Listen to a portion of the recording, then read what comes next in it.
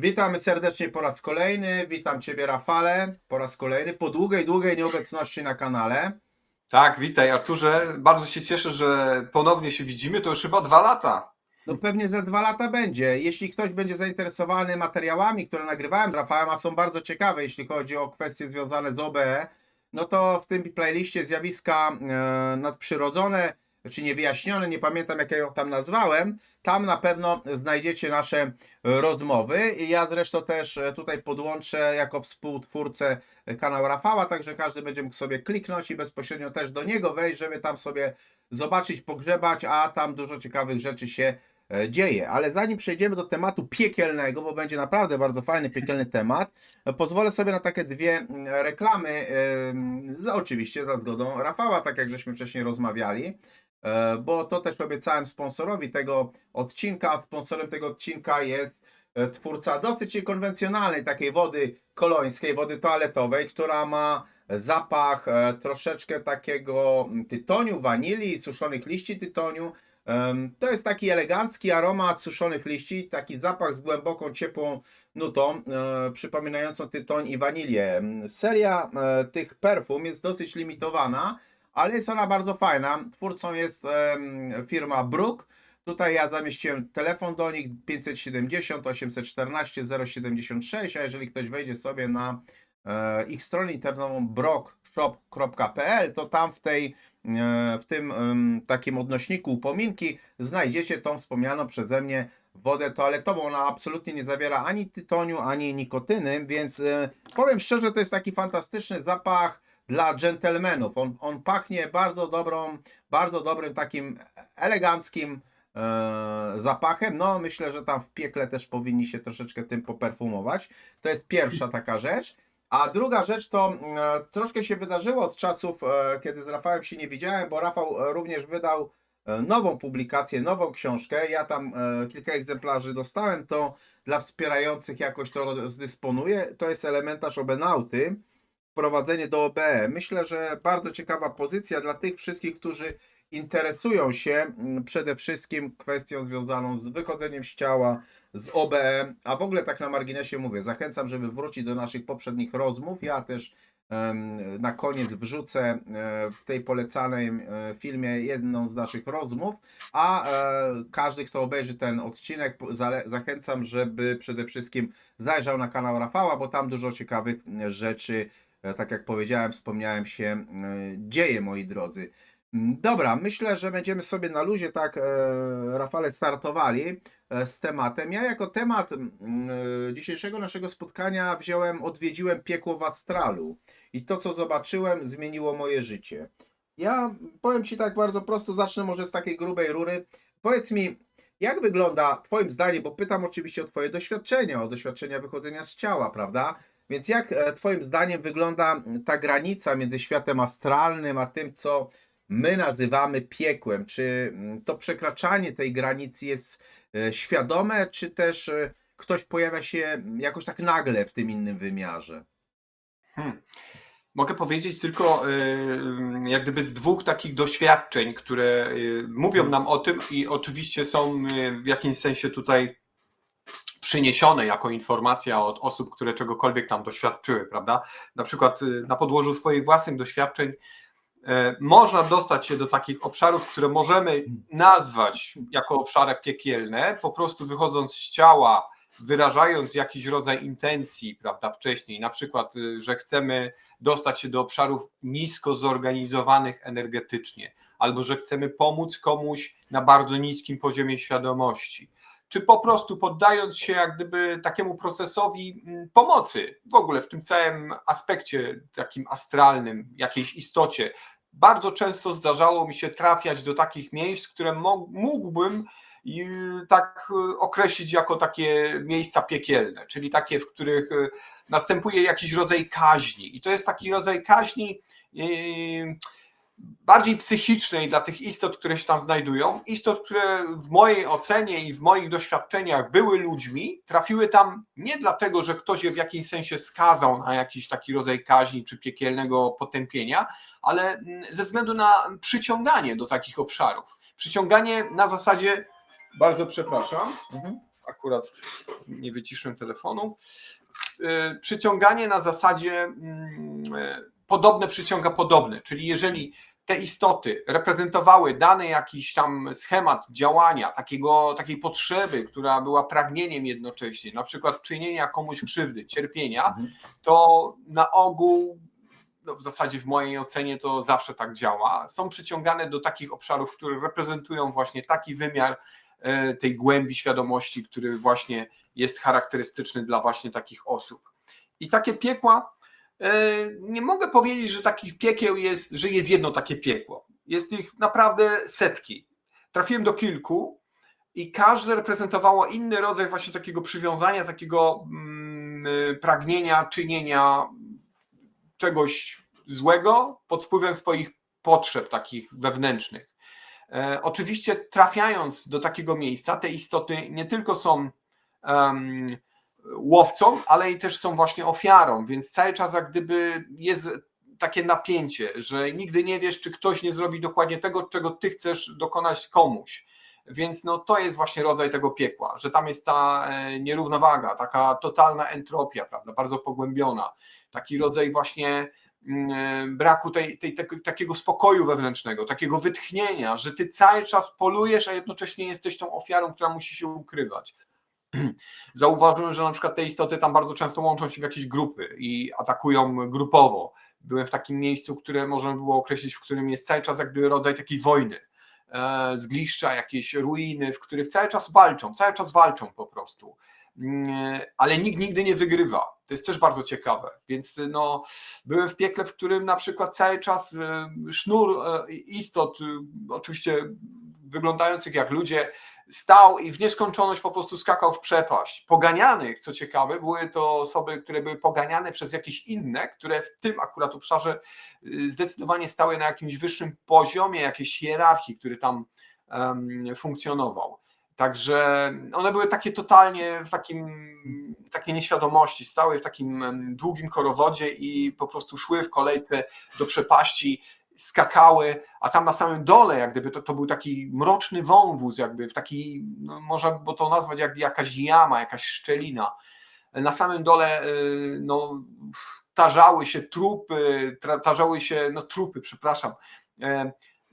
się te ciała, które w tych konwulsjach jak gdyby przechodziły właśnie ten moment tego cierpienia spowodowanego tym upadkiem. To było naprawdę ciekawe. Oczywiście jako obserwator, kiedy dostawałem się do takich miejsc, już osiągnąłem taki poziom jak gdyby tych swoich doświadczeń, że potrafiłem panować nad lękiem, bo to jest bardzo istotne. Jeżeli trafiamy do takich miejsc i panujemy nad lękiem, to nikt i nic nie jest w stanie jak gdyby w jakimś sensie nas skrzywdzić, nawet wywołać lęk. Oczywiście ten lęk pojawiał się, ale potrafię, mam nadzieję, że będę potrafił jeszcze bardzo długo, panować nad nim bardzo szybko, jak gdyby uspokajać się i właśnie spoglądać na to z takiego punktu bardziej obiektywnego, żeby w jakimś sensie nie angażować się w to za bardzo, żeby nie oceniać, żeby nie troszczyć się, nie okazywać jakiejś, nie wiem, jakiegoś miana takiego współczucia, tylko po prostu jako obserwator tego, co się w danym miejscu dzieje i ewentualnie jeżeli dostaję sygnał, że komuś tam miałem pomóc, to bardzo często jest taki rodzaj takiej intuicji, która wskazuje mi tą istotę i wtedy dopiero do niej podchodzę i ewentualnie następuje jakiś rodzaj interakcji.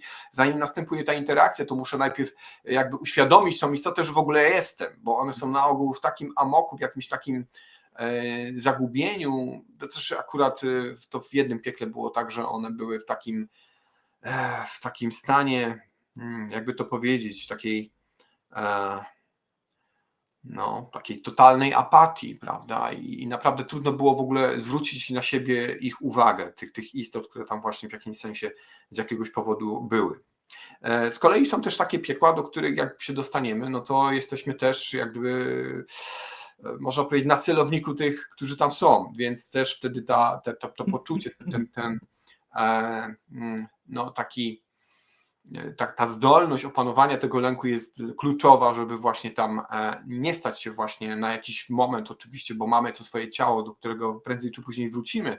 Są pewne metody, jak gdyby się utknęło, no to można wrócić tak czy inaczej, ale żeby właśnie te istoty w jakimś sensie faktycznie nie wywołały w nas takiej rodzaju paniki, no to ten lęk, żeby go opanować, jest kluczowy i wtedy naprawdę nikt i nic nie jest w stanie nam zrobić krzywdy poza ciałem, więc tak, to jest kluczowe. W A takich... wiesz, wejdę ci w słowo, bo ty bardzo obrazowo to opisujesz i to jest bardzo dobre, bardzo fajne. Natomiast powiedz mi, co wstrząsnęło tobą po wejściu w ten taki ciemny wymiar najbardziej? Czy to były dźwięki, obrazy, czy jakieś istoty, które tam zobaczyłeś, czy może w ogóle jakaś taka kompletna, totalna izolacja od światła, albo czy w tym astralnym piekle w ogóle można odczuwać ból, strach, emocje tak samo jak w tym fizycznym świecie, czy są one jakoś tam spotęgowane do granic możliwości? Tak dla porównania troszeczkę obrazowo. Mhm. No to tak, powiem tak, wszystkie te obszary, które mógłbym jakby wrzucić do tego worka piekielnego, wszystkie cechowały się jakimś rodzajem mroku, jakiejś ciemności. Bardzo często panowała tam jakaś mgła, jakiś dym. Często w tych obszarach były to jakieś zaułki, bardzo ciasne jakieś ulice miast. No i tam raz to wtedy była ta jaskinia, do której jak gdyby tak, że tak powiem, zacząłem jakby się zniżać takim lotem, można powiedzieć taką lewitacją. Tam emitowałem też takie światło, które jak gdyby, no nie, to jest tak, że poddając się pewnym procesom już w takich dalszych, że tak powiem, tych podróżach astralnych, my często jesteśmy jakby takim narzędziem wykorzystywanym do właśnie schodzenia do takich miejsc, żeby w jakimś sensie komuś tam pomóc, wyciągnąć go po prostu z jakiegoś powodu. Jakieś istoty, które są nad nami, nadrzędne w jakimś sensie, takim, nie wiem, rozumowo, doświadczalno, rozwojowym, one nie są w stanie do tych istot dotrzeć, więc wtedy no, taki obenauta, jako osoba, która posiada jeszcze tą nić tego ciała fizycznego, wydaje mi się, że jest bardziej widoczna, widzialna, potrafi jakoś wskazać siebie w tym obszarze, tej istocie i w jakimś sensie ją uświadomić. Ale tak ogólnie tak, czy tam jest fizyczny ból? Tego nie jestem w stanie określić, ale na pewno jest strach, jest panika, jest ten lęk i ten lęk jest wszechogarniający. Oczywiście mówię tutaj o tych istotach, które tam się znajdują. Jest na przykład taki przykład z jednej z moich takich wczesnych podróży, w których trafiłem do takiego miejsca, które też mógłbym nazwać właśnie jako piekło i to było bardzo interesujące, ponieważ tak naprawdę nie chciałem się tam znaleźć, znalazłem się tam tylko i wyłącznie dlatego, ponieważ w trakcie podróży na holu, ja nazywam to podróżą na holu, kiedy poddaję się jak gdyby totalnie woli, jakiejś nadrzędnej energii, która prowadzi mnie do jakichś obszarów, do których nigdy bym nie dotarł własnym sumptem. A więc raz właśnie gdzieś tam u początków tych swoich takich doświadczeń związanych z tą podróżą, z tym podróżem na holu, zerwałem się z tego holu. Po prostu chciałem sprawdzić, co się stanie. No i właśnie wtedy trafiłem właśnie w takie miejsce, które było naprawdę grube. Naprawdę ten poziom świadomości był tam naprawdę na bardzo niskim poziomie. Była tam istota, która absolutnie nie przejawiała jakby już nawet cech takich ludzkich, typowo takich człowieczych. Tam był tylko ten instynkt zabijania. I ona chciała oczywiście mnie zabić, tak? Chciała mnie w jakimś sensie skrzywdzić, rozszarpać. No ale ten lęk już był wtedy, że tak powiem, opanowany we mnie na tyle, że mogłem jakoś nad tym zapanować. Także tak, to się też znajduje w pierwszej mojej książce, ta opowieść. To jest dość stare doświadczenie, więc takie. A więc to było pierwszy raz, kiedy się zerwałem sam i trafiłem do takiego obszaru. Jak później się okazało, ten lot na holu bardzo często przebiega właśnie w takich miejscach, albo ewentualnie elementem tego lotu jest przebrnięcie przez tak zwane terytoria systemów przekonań. I na najniższym stadium tych terytoriów są właśnie te miejsca, które nazwalibyśmy piekłem.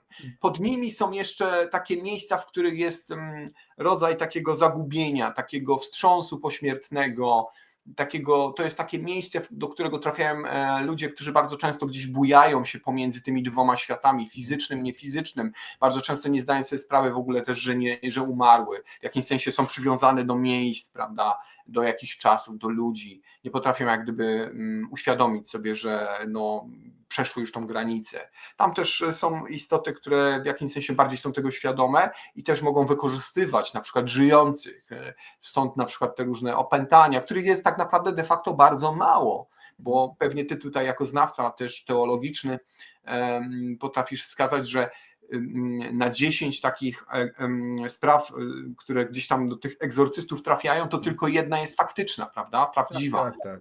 No, więc tak naprawdę tych opętań wcale nie jest tak wiele, jakbyśmy chcieli, czy jak te teorie na przykład bardzo często spiskowe nam mówią, że są jakieś podczepy energetyczne, Bóg wie jeszcze co. Tak naprawdę jeżeli opanujemy ten lęk, kiedy wychodzimy z ciała, to tak naprawdę no nie ma nic, co by mogło naprawdę wpłynąć na nas na taki tak mocno, tak intensywnie, że wracając bylibyśmy na przykład, nie wiem, opętani, czy mielibyśmy jakiegoś ducha, który by nam szeptał jakieś złe rzeczy, czy nawet moglibyśmy się stać jakimś złym, niegodziwym człowiekiem właśnie pod wpływem tych podszeptów. Przynajmniej w mojej ocenie, w moich doświadczeniach czegoś takiego nie ma.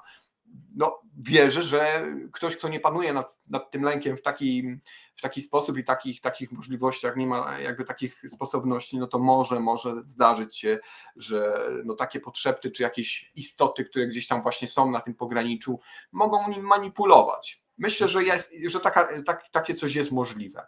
Mhm.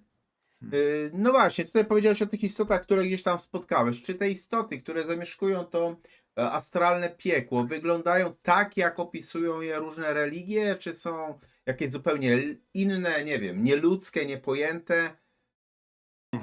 Wiesz co, tam gdzie trafiałem, to jest też tak, że każdy obenauta ma jakieś swoje przekonania, prawda? Ja staram się te przekonania zrzucać z siebie, czyścić jakby te przekonania, żeby właśnie jak najbardziej, że tak powiem, obiektywnie obserwować, co się tam dzieje.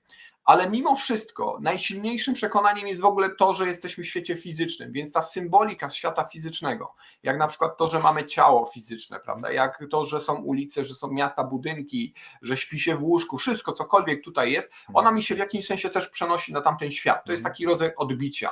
Więc mimo wszystko ja nie widzę na przykład w tych obszarach, tych istot jako, nie wiem, jakieś punkty energetyczne, jakieś kule i tak dalej. One mają na ogół ciała, ludzkie ciała. Różnica, którą tam obserwuję, jest jedynie ewentualnie w oczach tych istot. Te oczy są bardzo często takie zwierzęce, takie pozbawione uczuć, takich wyższych, jakichś wartości. Tam jest tylko jakiś rodzaj takiej potrzeby, bardzo często takiej instynktownej. Czasem, bo oczywiście to też można stopniować, prawda? Są piekła lżejsze i cięższe. Czasem w tych oczach już jest jakiś rodzaj sprytu, jakiegoś takiego rozemocjonowania się, jakiegoś takiego, na którym buduje się bazę tych swoich potrzeb, które są mniej bądź bardziej rozbudowane. Więc kiedy wychodzi się na przykład z tych piekieł, to już mamy bardziej zorganizowane te systemy energetyczne, w których na przykład ta świadomość jest wyższa. Co też ciekawe, teraz mi się to przypomniało, niemal w każdym z obszarów tych przekonań, do których bym trafiał, nawet w tych piekłach, istniały rodzaje centrów i peryferii. Im bliżej centrum, to zagęszczenie takie jakby architektoniczne było większe, większy mrok, mniej świadomości. Im bardziej od centrum, jak gdyby już ta świadomość bardziej docierała do tych istot. W sensie one były świadome na przykład tego, że czasem oczywiście zdarzało im się, że nie chcą cierpieć. Ale to były takie bardzo chwilowe wyjątki, prawda? A im bliżej centrum, tam totalne po prostu zagłębienie się w tej potrzebie, tym pragnieniu po prostu czynienia czegoś. To może być też na przykład, nie wiem, kradzież, prawda? Bo są też tacy, którzy są no, totalnie uzależnieni od złodziejstwa, więc takie piekła też istnieją. Tak. No właśnie, teraz jest, bo oczywiście na pewno spotkałeś tam dusze ludzi. Powiedz mi, bo powiedziałeś już mniej więcej, jak oni wyglądają, ale jak wygląda ich egzystencja? Czy oni w ogóle mają świadomość tego, co się z nimi dzieje? No właśnie ta świadomość jest na różnym poziomie. Raz jest na takim świadomie, że oni w ogóle nie wiedzą, że nie żyją. Dlatego też cierpią, przeżywają to, co tam ich spotyka. Na przykład ciągle jak gdyby umierając i rodząc się, jakby respawnując w jakimś miejscu, nawet nie zdają sobie sprawy, że nastąpił jakiś rodzaj takiej iluzji ich kolejnej śmierci w tym obszarze. Może to brzmieć jakby tak trochę zagadkowo i no, w taki trochę, no, niezrozumiały sposób, ale faktycznie ta świadomość tego, że po pierwsze ta świadomość, że nie żyje, to jest jedna jakby z takich kluczowych, która faktycznie potrafi tym istotom tam no, dać jakiś punkt odniesienia, jakiejś wiedzy, na której bazie mogłyby budować ewentualny proces wyjścia z takich obszarów. No im niżej, tym tego brakuje, ponieważ cały czas jest to napięcie, że są ofiarą, a jednocześnie pragnienie, żeby właśnie sprostać tej swojej potrzebie, na przykład czynienia komuś cierpienia, więc trudno im jest znaleźć taki moment nawet, w którym mogłyby na przykład uświadomić sobie, że to jest wszystko jakieś dziwne, prawda, że to jest jakieś porąbane, że co ja w ogóle robię, no ten punkt, żeby znaleźć ten punkt jest bardzo trudny w tych obszarach.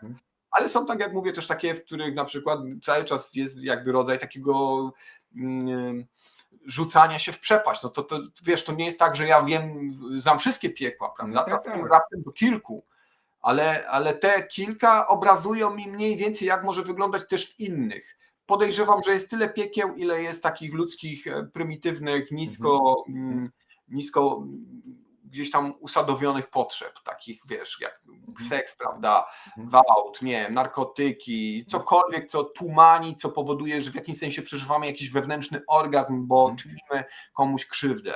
Na ogół właśnie jak w psychiatrii, prawda, ten orgazm nie musi być fizjologiczny, on jest taki wewnętrzny bardzo często. Na przykład mordercy bardzo często przechodzą taki wewnętrzny, psychiczny orgazm, jak na przykład pastwią się nad kimś albo zabijają go w jakiś taki charakterystyczny sposób. Także, no wiesz, nie chcę tu schodzić aż tak głęboko w te takie pokłady tej ludzkiej psychiki, bo nie jestem psychiatrą ani psychologiem, ale podejrzewam, że to, jak widzimy tutaj na tym świecie, jak niektórzy ludzie się zachowują, to teraz możemy to przełożyć, że dla każdego z takich, dla każdej z takich istot może być naprawdę odrębny obszar, bo tam naprawdę nie ma jakby ograniczonej przestrzeni, z mojego punktu widzenia, nie ma jakby ograniczeń tam, ani czasowych, ani przestrzennych, nie ma ograniczeń co do właśnie takiego tworzenia, renderowania się takich obszarów, do których możemy trafić pod wpływem tego, co reprezentujemy. Więc tak, no nieograniczone pole możliwości, miejsc, do których możemy trafić po śmierci. No właśnie, a teraz jest jeszcze jedno pytanie takie w związku z tym. Czy istnieje jakaś w ogóle droga ucieczki, albo takie bym powiedział wyjście awaryjne z tego astralnego piekła? Czy może jest tak, że ten powrót zależy wyłącznie od siły woli i od własnej energii? No właśnie, gdyby to wszystko zależało tylko i wyłącznie od nas samych, to wtedy taka interakcja ze strony na przykład takich obenautów, jak w moim przypadku, że gdzieś tam schodziłem do takiego obszaru i za każdym razem, bardzo często, kończyło się to tym, że musiałem zainterweniować. I to nie było tak, że to ja sobie tak jakoś wymyśliłem, że ktoś mi, że po prostu pomyślałem, że jestem jakimś, wiesz, guru albo mesjaszem, który teraz będzie się bawił w jakiegoś zbawcę. Nie, po prostu prosiłem na przykład w intencji przed podróżą, proszę, chciałbym dzisiaj komuś pomóc i na przykład wychodzę z ciała, poddaję się tej podróży na holu i nagle ląduję w jakimś obszarze. I widzę, że ten obszar no, jest grubo, tak? Jest naprawdę niski poziom głębi, czyli tej świadomości. No i wtedy zaczynam bawić się w takiego trochę detektywa. Co mam tutaj zrobić? Obserwuję, co się dzieje w tym obszarze. Czasem jestem zauważany przez te istoty, które tam są, a czasem w ogóle niewidzialny, jak gdyby niewidoczny dla nich. I przez obserwację bardzo często odczuwam w sobie jakiś rodzaj takiej intuicji, jakiegoś sygnału.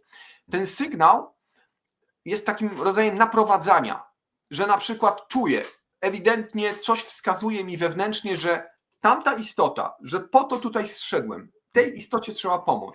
No i zbliżam się do tej istoty, ona jest coś tam zaangażowana w to, co się dzieje w tym całym scenariuszu tego piekła i próbuję jakoś najpierw uświadomić jej, że jestem, że tu jestem, że się znalazłem, że w jakimś sensie To tutaj... jest tak, wiesz, to jest tak troszeczkę jak w grze Atlantis komputerowej, nie? Że ty się Ja nie pojawiasz. grałem, ale tak. No ale no, ostatnio miałeś jakąś tam grę, co też tam chodziłeś, szukałeś i też się bawiłeś w detektywa, taką historyczną z pierwszych czasów chrześcijaństwa, że wiesz, chodziłeś gdzieś, szukałeś, coś tam, zastanawiałeś się, co w ogóle masz zrobić, nie? I to mniej więcej jest tak, jakby to odwzorować na przykład na tej samej zasadzie, że człowiek się pojawia w jakimś miejscu i się zastanawia, co w tym miejscu ma zrobić, jakie jest jego zadanie, nie? Tak, dokładnie, dokładnie. No, tak, chyba masz na myśli pewnie grę I'm Jesus Christ. Tak, no. Tak, no jest taka gra, zapowiedź takiej gry firmy Playway, ale to chyba nie będziemy dzisiaj mówić o grach, tak czy inaczej, wiesz, mnie takie gry za bardzo nie interesują, szczególnie na ten poziom, jaki reprezentuje ta gra, wiesz, graficzny, jakby Nie, rozbudowanie. ja bardziej chciałem No, jest pokazać, takie, żeby sobie wyobrazić, jak to wygląda, nie? Że to jest tak samo, jak siadasz przed komputerem, włączasz taką grę i po prostu jesteś w takim innym kompletnie świecie, tak? I Mhm. masz do spełnienia jakąś misję, jakieś zadanie, nie? Dokładnie. I tutaj też jest bardzo interesująca rzecz. Wiesz, grając w grę przed komputerem, zawsze wiesz, że dzieli cię monitor od świata gry, Tak. prawda? Jest symulacja, która jest tylko polem jak gdyby widzialnym przed tobą, ewentualnie dźwiękowym. I ty możesz sobie kliknąć spację i wyjść, nie? Bo idziesz do toalety albo zrobić sobie kawę, robisz pauzę. Jak jesteś poza ciałem, to jest dla ciebie totalna, jedyna rzeczywistość, taka jak teraz, kiedy tu siedzę i patrzę w ten monitor i widzę ciebie. Czyli, żebyśmy mieli taką jasność, podejrzewam, że jest ewentualnie u obenauty taki wentyl bezpieczeństwa, który mówi: jestem tutaj tymczasowo, mam swoje ciało, do niego wrócę pewnie, tak? To jest coś, co powoduje, że ten lęk nie jest silny, nie jest taki obezwładniający.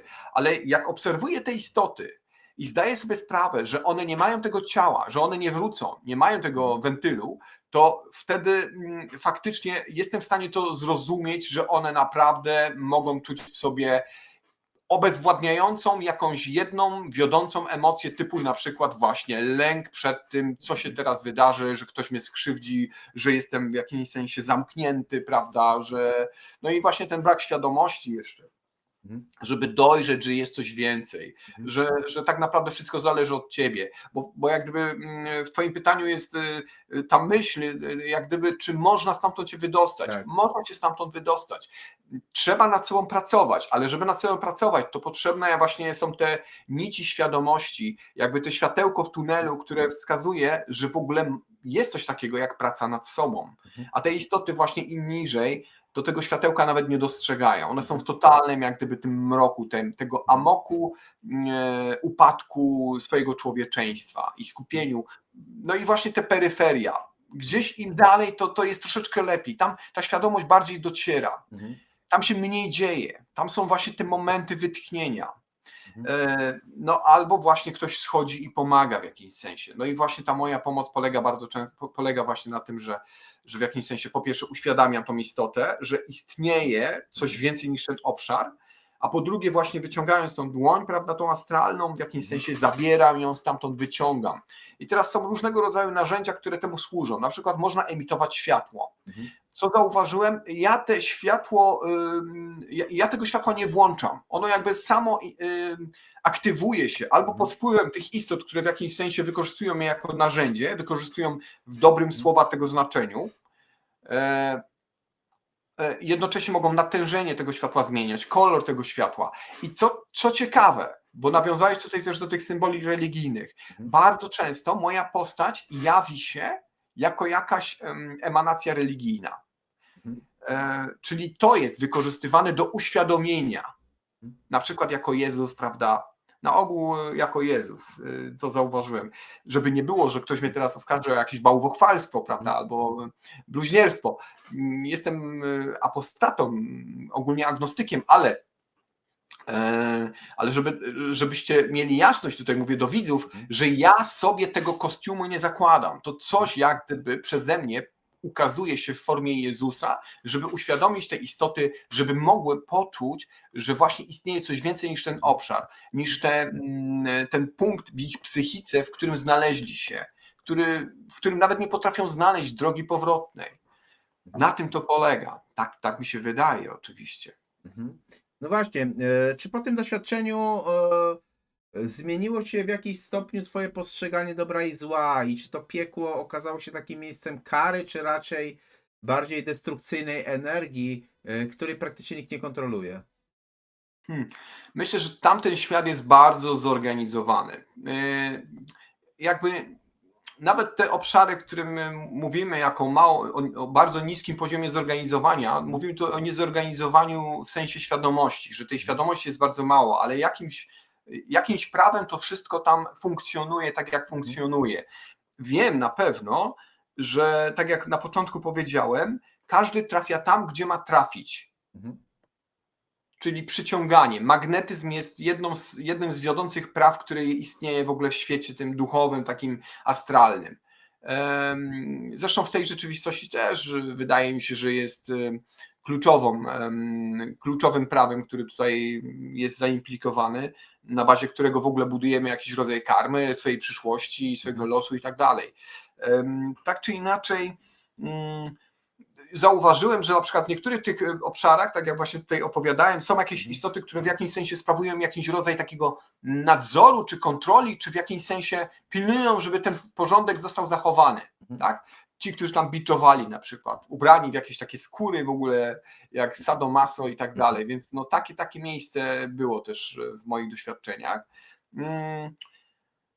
Uważam, że każdy może się z takiego miejsca wydostać, ale nie na zasadzie ojej, muszę stąd uciec, bo mi się tutaj nie podoba, tylko na zasadzie pracy nad sobą, zrozumienia, co robię, co to daje innym, jaki jest właśnie rodzaj tego przekazu energetycznego, jaki przekazuję właśnie tym innym istotom, no i zrozumienia, że nie chcę tego robić, nie dlatego, że oj, bo mi się to nie opłaca, tylko dlatego, że właśnie nie chcę, bo zmieniam się, bo nie jestem już taką istotą, takim człowiekiem, prawda? Po śmierci nie mówimy jako, że jesteśmy ludźmi, tylko taką duszą, coś w tym stylu.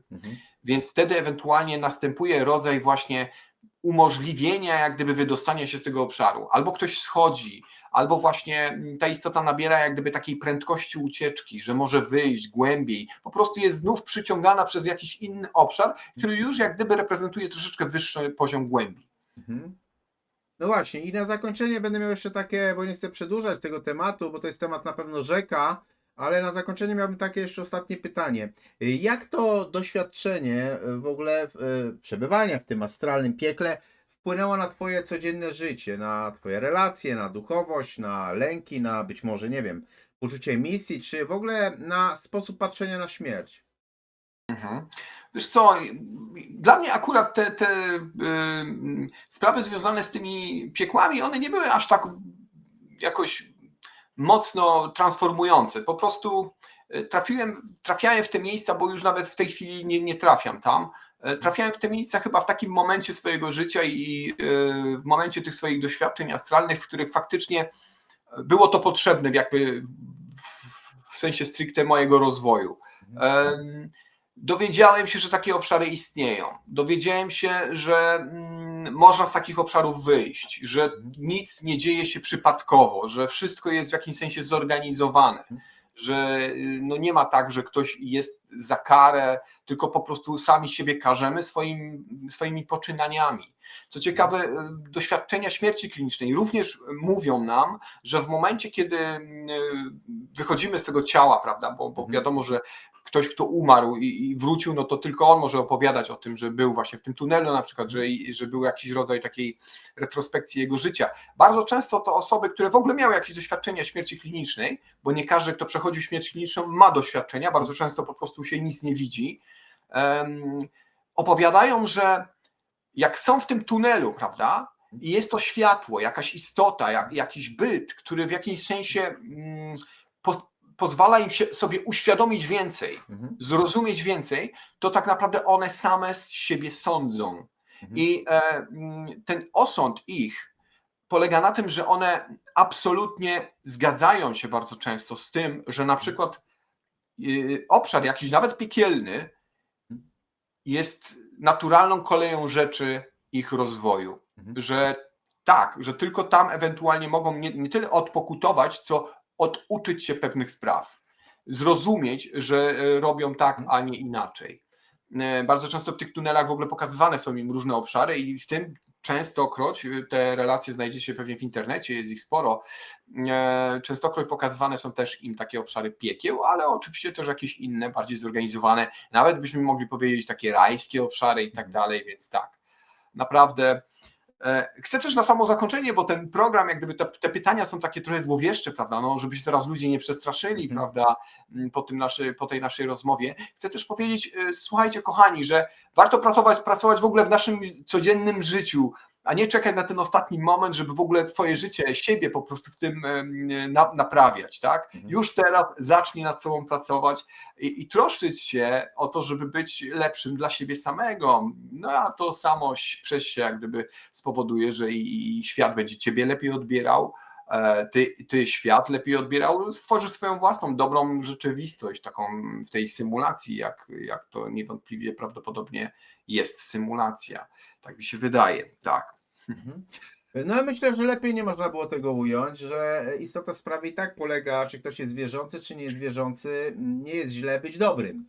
Tak bym to powiedział. Dokładnie, Nie jest tak. źle być dobrym, nic nie mamy do stracenia. Ktoś kiedyś, jeden z filozofów przedstawiał właśnie takie pojęcie, że co jeżeli na przykład Bóg jest i Boga nie ma i co będzie, jeżeli będę dobry w tym przypadku i w tym przypadku. To nawet jeżeli Boga nie ma, to w tym przypadku również automatycznie ja nie mam nic do stracenia będąc dobrym, nie? To była bardzo fajna taka wykładnia filozoficzna swego czasu. Kiedyś może do tego tematu wrócę. Ja ogromnie cieszę się, że powróciłeś na kanał, że spotkaliśmy się raz jeszcze. Biorę, mówię, zachęcam tych, co są zainteresowani do dwóch rzeczy. Pierwszy to jest ta nowa pozycja Rafała, Elementarz Obenauty. Druga sprawa to, żeby sobie kanał Rafała odwiedzić. Tutaj oczywiście jako współtwórcę zamieściłem Rafała, więc macie szybkie przejście do jego kanału. Tam możecie sobie pogmerać, pogrzebać. Tam dużo ciekawych rzeczy z tego zakresu znajdziecie. Dzięki ogromne i ewentualnie do następnego spotkania. Trzymaj się ciepło. Dzięki serdeczne, pozdrawiam twoich widzów, do zobaczenia, do usłyszenia.